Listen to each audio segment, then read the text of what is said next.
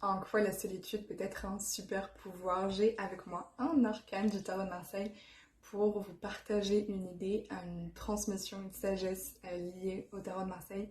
Le tarot de Marseille vient nous apporter des informations sur la psychologie humaine, sur la psyché, sur l'âme.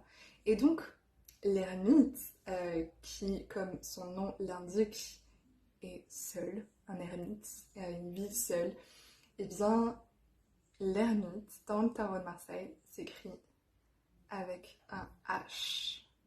Alors que, normalement, c'est simplement un E.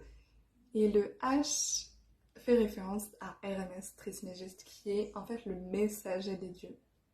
Donc il est venu se greffer le H sur notre ermite, notre arcane 9, pour transmettre cela. Quand on est en ermitage, quand on est dans cette solitude choisie, eh bien, on peut être le messager des dieux. C'est à ce moment-là, grâce à ces moments de solitude, où on est simplement avec soi-même, que l'on peut recevoir les messages des dieux, donc de notre intuition, de notre cœur, cette sagesse universelle.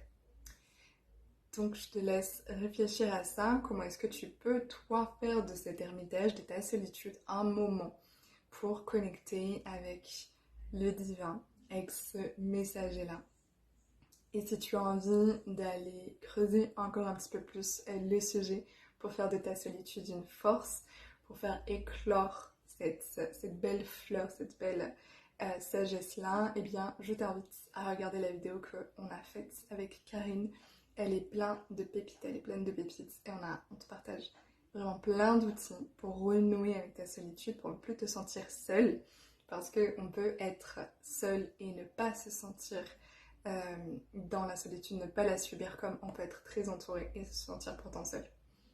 Donc voilà, je te laisse regarder un instant cet arcane, voir comment il vibre pour toi, et je te dis à très vite. Ciao!